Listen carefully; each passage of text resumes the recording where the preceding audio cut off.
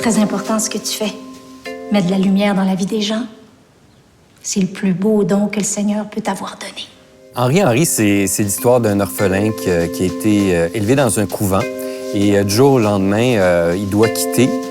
Donc, il est parachuté dans un monde qu'il ne connaît pas.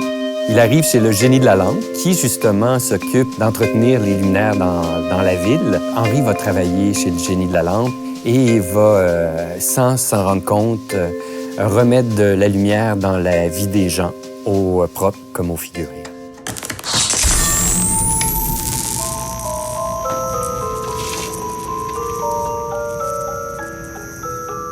Comment t'as fait ça?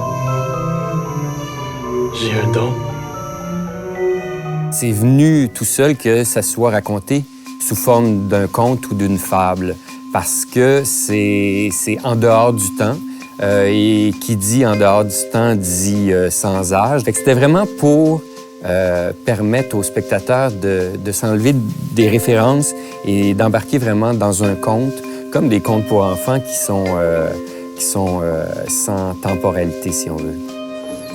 Le personnage principal, Henri, a quelque chose qui est très enfantin en lui. Donc, ça collait bien avec son espèce d'univers un peu déphasé par rapport au monde adulte.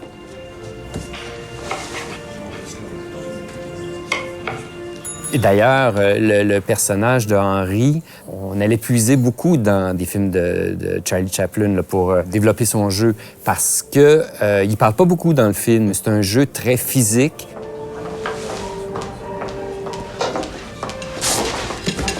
Victor, je l'ai trouvé par casting. D'ailleurs, c'est assez amusant parce qu'il ne pouvait pas se rendre le jour des auditions.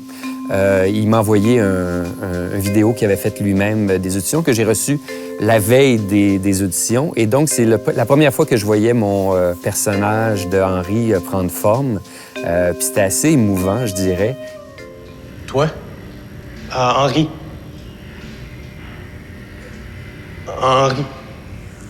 Henri, c'est un film qui fait du bien. C'est un film qui se veut bon, plein de bonté. Puis je pense qu'on en a bien besoin aujourd'hui.